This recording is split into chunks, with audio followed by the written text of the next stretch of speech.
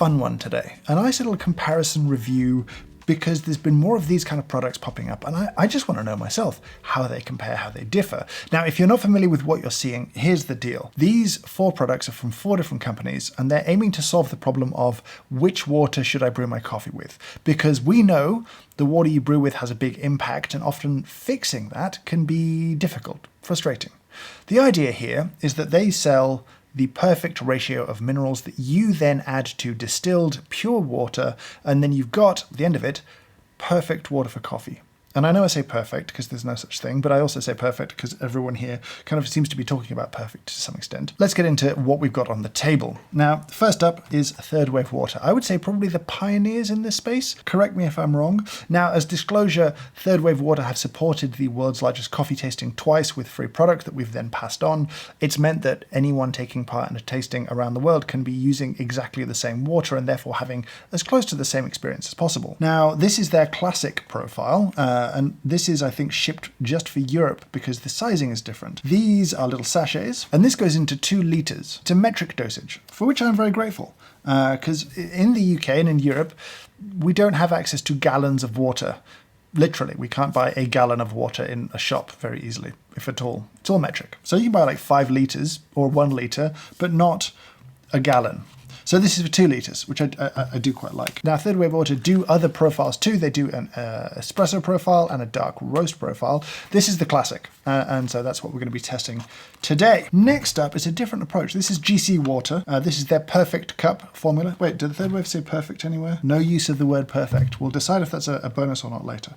Now, this is a different approach, which is interesting. This is not a powder like the third wave water. This is 2 little droppers of liquid. So the idea here is you put 1 milliliter of each one, and the metric usage is noted there, of A and B into a gallon of water, and then you've got a perfect combination of minerals. I will say, from a usability perspective, the little droppers on here have been a bit annoying. This was quite easy. You just tear it open, pour the sachet in. Here, you can see on here, there's little markings for sort of how much liquid you should be sort of using, and you can see there's a 1 milliliter line there. The frustrating thing is you can't squeeze enough air out of the dropper, if I squeeze everything out, really to get more than 0.75. So that's just not a very well chosen dropper from my perspective. So I did a 0.75 and then a 0.25, which was just awkward. Just let me get a milliliter. And then here we've got coffee brewing water from Aquacode. No use of the word perfect, which is good as far as I can tell. So these work in metric, which I do appreciate, but they're for 7 litres, right? It's a 6 ml sachet for 7 litres of water. And I don't know why it's 7 litres. That's such an odd size. I can buy 5, I can buy 1, but why 7? So mixing this was a little bit difficult. In the end, I weighed the contents of a sachet and then very carefully took half of it out and put it into 3.5 litres of water, just because that's much more practical to me than trying to do 7 when I don't have a 7 litre container, and I've never seen a 7 litre container. Anyway, and then on the end here, perfect coffee water. Now, there's not a lot of innovation around the names here. We've got coffee brewing water, we've got perfect coffee water, we've got perfect cup water, and then third wave water. So points, I suppose, to third wave is standing out in that front. These are sachets, again, and each sachet here does 1 gallon of water. Frustratingly, but I can work with a gallon. They do a version that does 5 gallons if you've got one of those giant sort of things. I guess you can buy 5-gallon tanks in the US, maybe, I guess.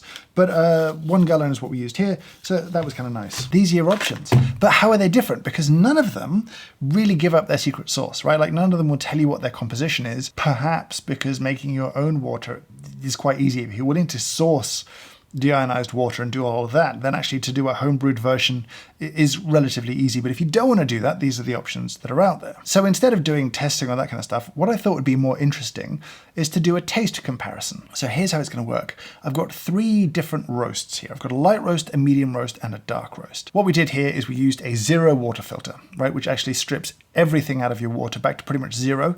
I just find that easier than going and buying a ton of deionized water, and it's cheaper too. So brand new filter in there, stripped back to 0, and all of these were then made up.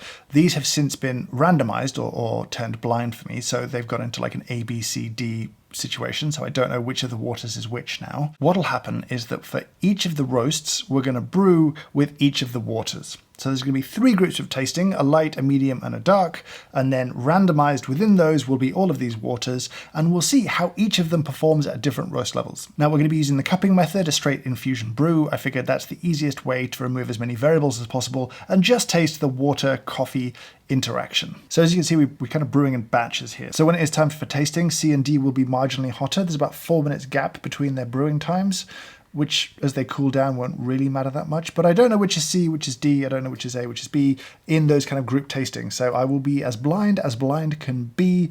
And what I'm looking for are kind of trends across the different roast levels, right? If the same water performs in a very similar way, it affects acidity in a very similar way, or it affects sort of bitterness in a very similar way, that's sort of notable. And what I hope to do with this tasting is give you advice about, with the preference that you have for roast or coffee flavor, which water might be the water for you if you're looking for one of these as a solution to coffee brewing water at home. Time, I think, pretty much to break and clean these ones, and then we'll do a little redistribution and make life as difficult as possible for me so I don't know what's going on. So I'm just going to taste my way through this. I'm going to start with the light roast grouping first, medium and dark.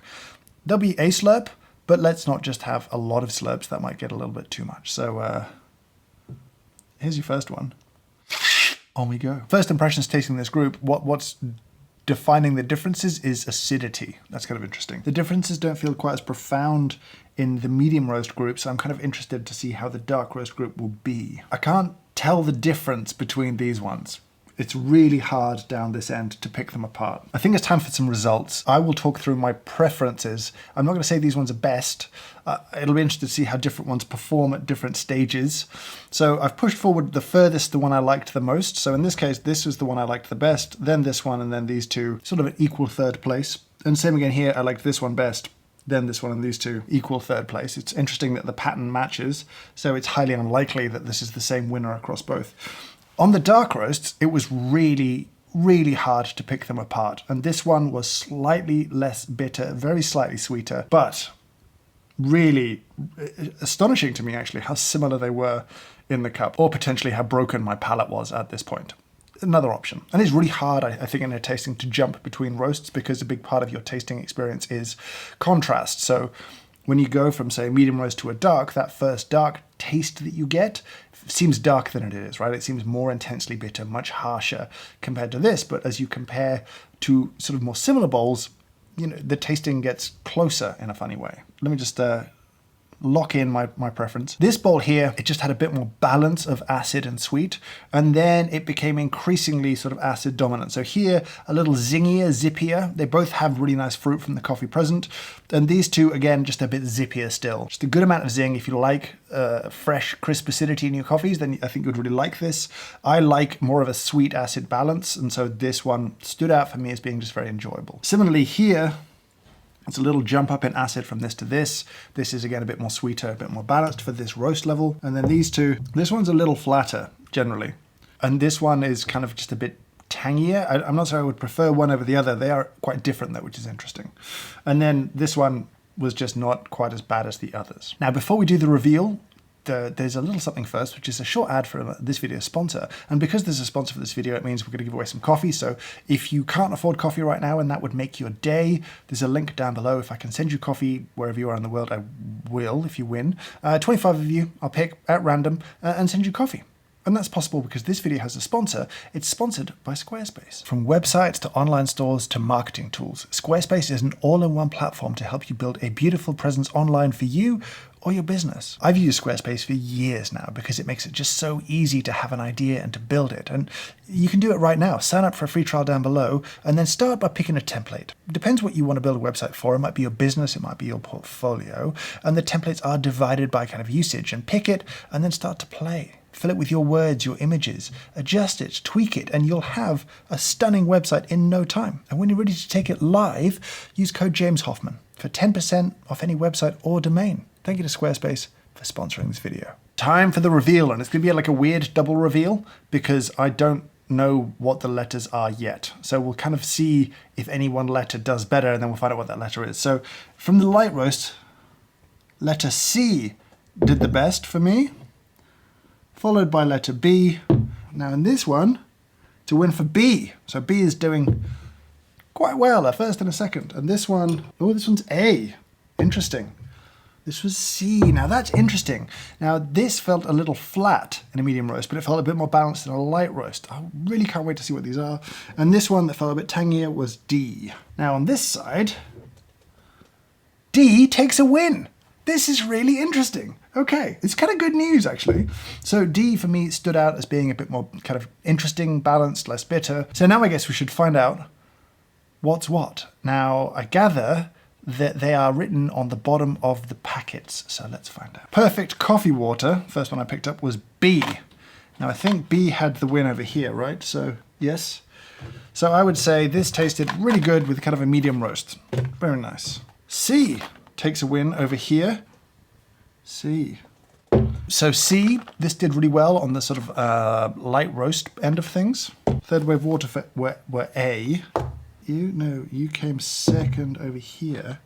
So again, very nice in the sort of medium roast category, which means that this is D. It is D, which is interesting that it did well in that sort of darker roast section. Definitely an interesting selection. This, for me, would be a contender. You know what I mean? Like, I like that it did quite well at light and kind of more medium style roasts.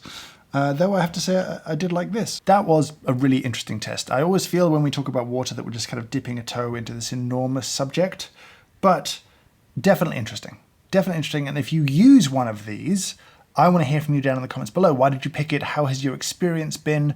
Have you enjoyed using it? Is it a pain? Is it an easy part of your routine? Have you tried a few different options? What do you like? Has it fit your coffee the way that I have described here? Let me know down in the comments below. But for now, I'll say thank you so much for watching, and I hope you have a great day.